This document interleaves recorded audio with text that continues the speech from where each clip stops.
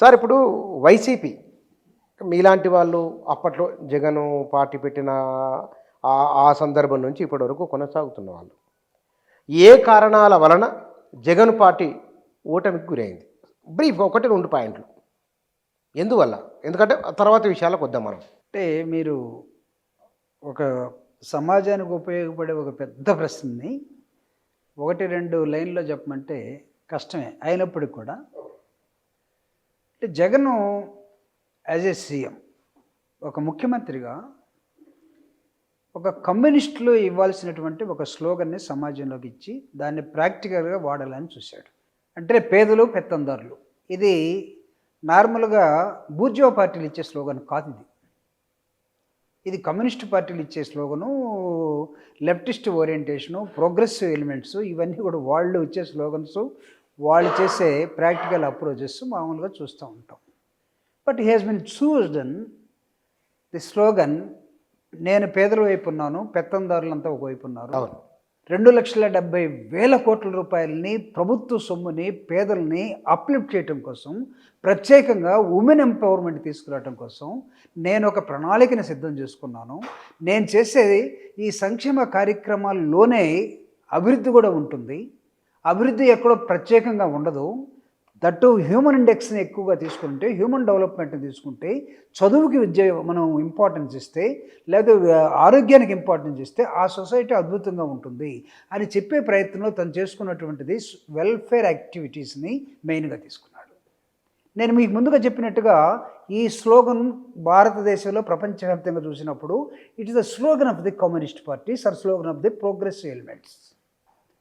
బుచ్చన, నేను ఒకటి అడుగుతాను, కమ్యూనిస్టుల్ని భూమి కోసం, భుక్తి కోసం, దున్నేవాడిదే భూమి, అంతరాలు లేనటువంటి సమాజం కావాలి డాక్టర్ బాబాసాహెబ్ అంబేద్కర్ చెప్పినట్టుగా అనే అంశాలతోటి ఈ దేశంలో ఒక 30-40 సంవత్సరాలుగా రాజకీయాలు చేస్తున్నటువంటి అటు నక్సలైట్స్ని కానీ, ఇటు మిగతా కమ్యూనిస్టు పార్టీలు కానీ, ఎన్నికల్లో వచ్చిన వాళ్ళని కానీ ఈ ప్రజలు ఎప్పుడైనా గెలిపించారా? Except 1 or 2 states. West Bengal 34 years మనం జ్యోతి బసుని చెప్తాం, లేకపోతే ఇప్పుడు కేరళలో సిపిఐ అని చెప్పుకుంటాం, లేకపోతే అక్కడ ఉన్న యునైటెడ్ ఫ్రంట్ అని చెప్పుకుంటాం. అదర్ దాన్ ఈ స్లోగన్ని అందరూ నార్మల్గా ఏం చేస్తారంటే ఈ స్లోగన్ వెనకాల అందరూ పరిగెత్తుతారు. ఓ మీటింగ్ జరుగుతుందంటే బుచ్చన్ ఉంటాడు, జూపుడి ఉంటాడు. మీటింగ్ ఎవరిదో? అవును, ఓటుకు వచ్చే వరకు ఉండదు, అది ఓటుకు వచ్చేసరికి ఉండదు. కానీ జగన్మోహన్ రెడ్డి గారి ధైర్యం ఏంటో తెలియదు. కానీ ఏది ఏమైనా సరే నేను ఇది చేయాలనుకున్నాను, నా ఎస్సీలు, నా బీసీలు, నా ఎస్టీలు, నా మైనారిటీసు అని ఒక అగ్రవర్ణ ప్రతినిధిగా ఉన్నప్పుడు కూడా నేను అగ్రవర్ణ ప్రతినిధిని కాదు, నేను పేదల ప్రతినిధిని. అగ్రవర్ణ ప్రతినిధులందరూ కూడా పెత్తందారుల వైపు ఉన్నారు. ఈ సమాజ మార్పు కోసం నేను I have taken a line, ఒక సిద్ధాంతపరమైనటువంటి ఒక లైను. ఎందుకు విడిపోయారు నక్సలైట్ల పార్టీలు అంటే వాళ్ళది వేరే లైను, వీళ్ళది వేరే లైన్ అని చెప్తుంటాం జనరల్గా. ఈయన ఒక లైన్ తీసుకున్నాడు. ఈ లైను ఎలక్షన్లోకి వచ్చేసరికి గాడి తప్పింది. ఎందుకు తప్పింది? రీజన్ ఏమిటి అంటే కారణం నేను చెప్పనా?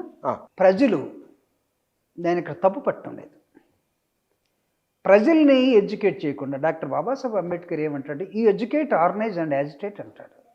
అనే ఊరకు చెప్పలేదు ఈ స్లోగన్ని. What is that educate? ఈ educate the society in a better way culturally. First of all understand the other society or other coin or other way this thing. వాళ్ళు ఏమనుకుంటున్నారు, మీ మధ్య ఒక డైలాగ్ ఉండాలి అని చెప్పేవాడు. ధర్నా చేయలేని పనిని డైలాగ్ చేస్తుందంటాడు డాక్టర్ బాబాసాహెబ్ అంబేద్కర్. నౌ నీకు నేను ఒక ఇంటర్నేషనల్ ఎగ్జాంపుల్ ఇస్తాను. ఈరోజు ఇజ్రాయేలు, పాలస్తీనా, లేకపోతే అక్కడ ఉన్నటువంటి చిన్న చిన్న గాజా స్ట్రిప్స్ లాంటివి యుద్ధాలు జరుగుతూ ఉన్నాయి. ఎందుకు యుద్ధాలు జరుగుతూ ఉన్నాయి? ఇది యుద్ధాలు జరిగే పీరియడేనా? ఏం మిస్ అయింది? డైలాగ్ ఎందుకు మిస్ అయింది? ఈరోజు రష్యా, ఉక్రెయిన్ దాదాపు మోర్ దెన్ 2 years యుద్ధం జరుగుతూ ఉంది.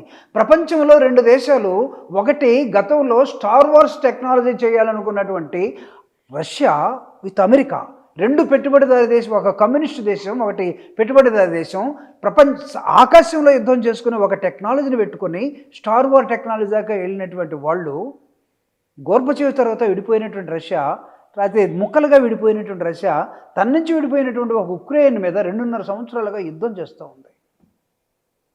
ఇది నేను ఎందుకు చెప్తున్నానంటే మనం సామాజిక పరిస్థితుల్ని అర్థం చేసుకోకుండా ఒక లైన్లో వెళ్ళిపోయినప్పుడు ప్రజలు ఎటువైపు ఆలోచిస్తూ ఉన్నారు. చంద్రబాబు నాయుడు గారు నేను పెన్షన్ 3,000 కాదు 4,000 ఇస్తానన్నాడు. ఒక పిల్లవాడికి కాదు అమ్మఒడి 5 పిల్లలు అని. ఇప్పుడు అసలు మొత్తం ఏమవుతుందో తెలియదు, చూడాలి.